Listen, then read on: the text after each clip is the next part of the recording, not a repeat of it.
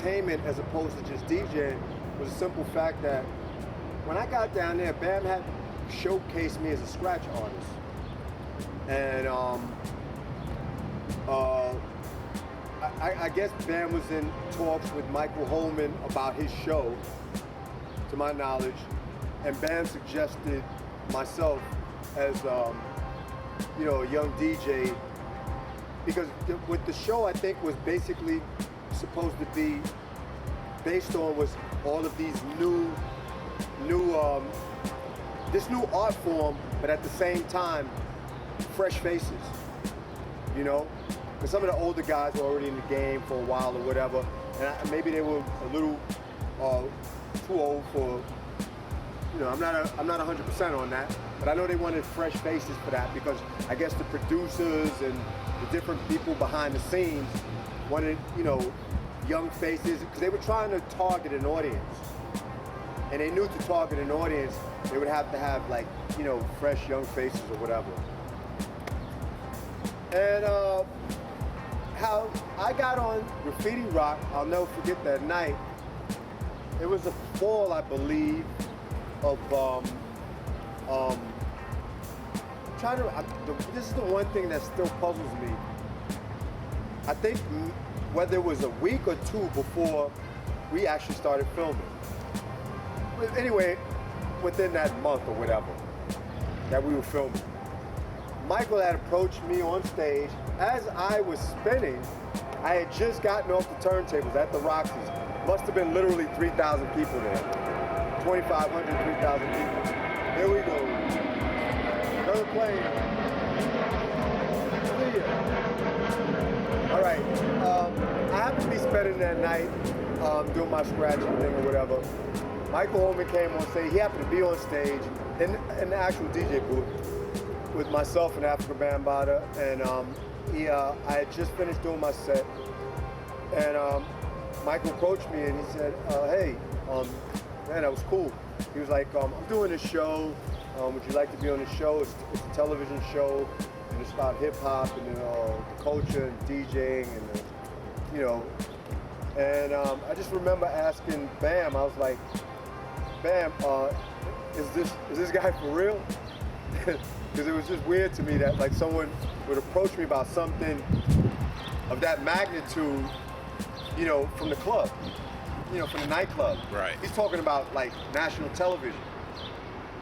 So I'm not viewing it as I'm not taking it I'm thinking more or less public access TV, if you want to call it that or whatever. I didn't think on a national level. So Bam said to me, I remember Bam "Yeah, he's cool." Bam said, "Yeah." Bam said, "Do it." That was all it took. If Bam gave me the word Michael was okay and the show was for real, that's all I had to hear. Because I knew Bam wouldn't steer me into something that was just, fantasy. It was actually going to be something that was going to, materialize into something, which it did. And we all know the history now, but, that's basically, I just, going back to how I got on the show. Michael approached me. He asked me if I wanted to get on the show. I agreed, and he came to my parents, my mother and my stepfather. He came to the apartment, Bronx River Houses. He came to the apartment with a camera crew, and they filmed me scratching. They filmed me for about a good hour, I would say. Just scratching, doing my thing, my normal thing, scratching, cutting it up, doing the whole cuts galore, the term I always use, love that term, doing my thing. And that's when I got a call after, I guess, that footage was taken and shown to producers and the network and whomever was involved with that. I mean, the production part. That footage of what was shown to the people involved or had something invested into the show, watched that, and that's when I got the call. Okay.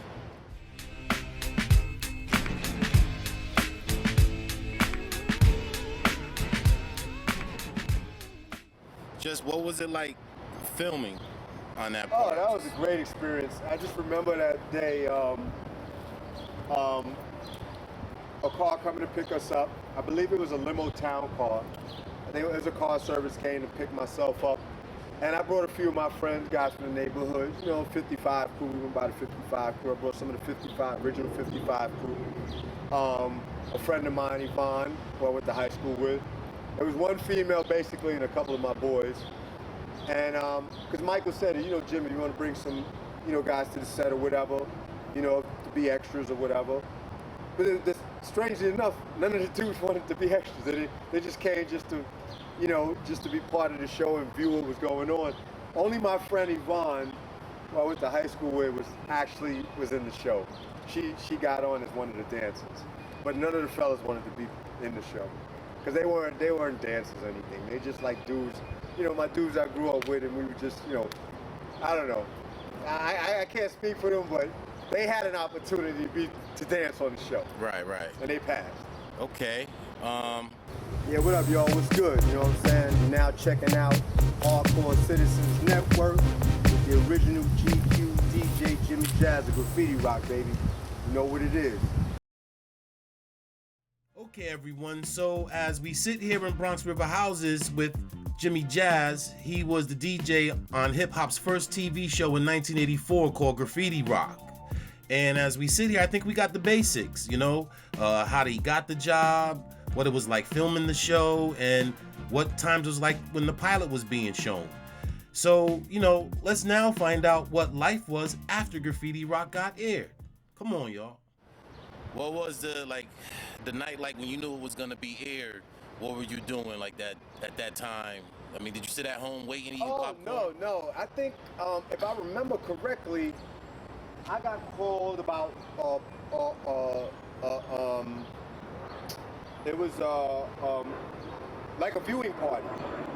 I guess that's what we labeled it as, a viewing party. Okay.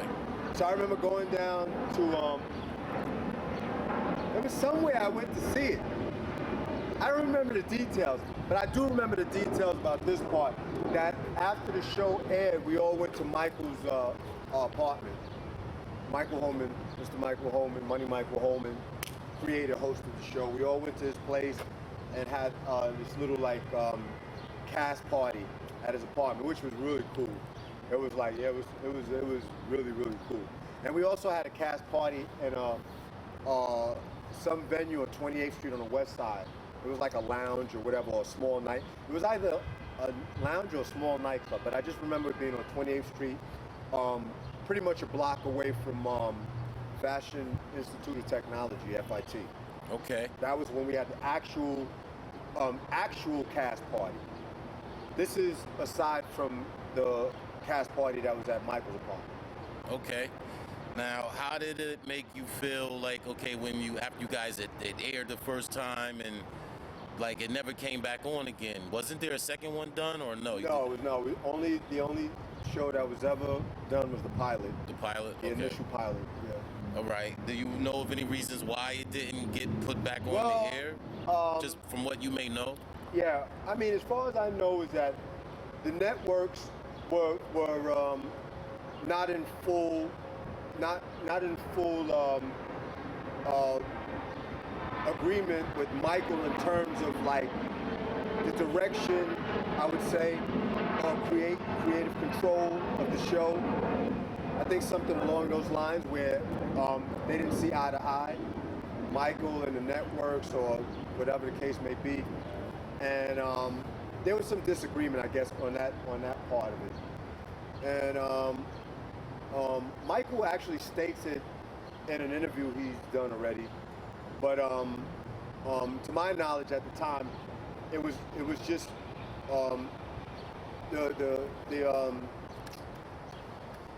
the networks and Michael himself was still, dealing with who was going to have control over the show and how it was going to be marketed.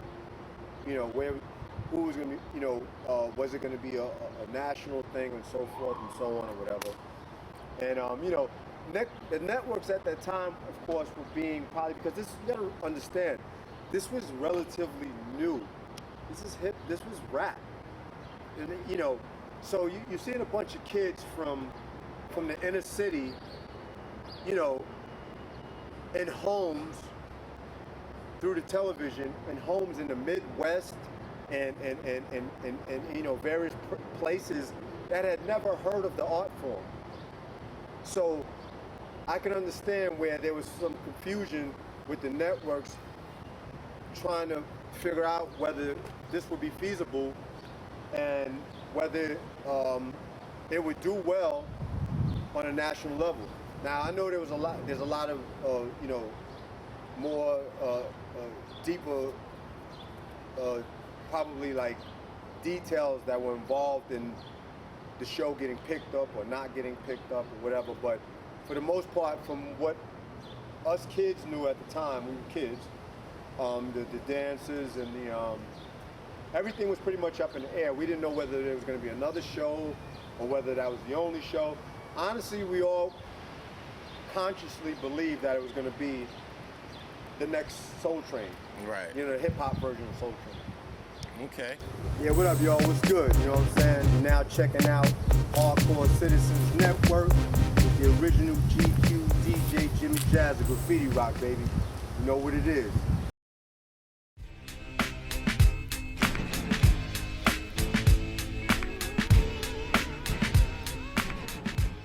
So now, you know, after you did Graffiti Rock, you know, what else did you, anything else happen in your career in your hip-hop? Let me see, after Graffiti Rock, there was a lot of things, man. Wow. Yeah, the whole club, the nightlife and the scene, you know, because what Graffiti Rock did was, it opened other avenues for me, you know. I was already a fixture in the nightclubs. I was totally a fixture in the nightclub. I mean, you know, every major nightclub before the show aired, I had already spun at. Every major venue known to the nightlife and the scene, I had already spun at. The Roxy, the Whirl, the Palladium,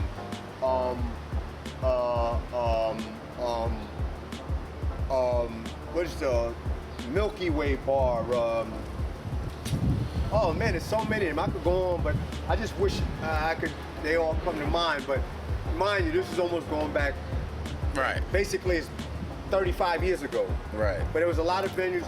Any major venue that was happening at that time in the early 80s, I basically spun at. So, but again, the show opened other avenues for me. Because then there were people that were approaching me about other different sort of like hip-hop orientated, like, you know, things that had to do with television and film, you know. So I kind of just like a lot of things that I didn't really follow up on. But I remember, this is an interesting story. I remember being asked by, well, actually given his phone number, Jonathan Demme. He did a Yo MTV Raps. Well, he gave me his phone number, and I didn't even know who he was. This guy just gave me his phone number and said, I think you'd be good for something, why don't you give me a call? Well, you know, lo and behold, me not following up on that, what happened with that was I recognized the name when I saw the credits on a film called Who's the Man, and also the Yo MTV Raps. Like, I know that name. I really know that name. Well, anyway, he gave me his number at a lounge called Rex that I used to spin at. It was on 16th and 6th Avenue, between 16th and 17th and 6th Avenue. And that's where John, but that was something that was sort of typical of what happened to me after the show, being approached by people, you know, who happen to have a lot of influence in film and television. Okay. So that in that sense, Graffiti Rock exposed me to a whole nother side of what potential hip hop had. Okay. What film did you make an appearance in? Any films or anything? Oh yeah, I did a lot of. Let me see. Well, my film I did in 2000. That's fast forwarding way down the road.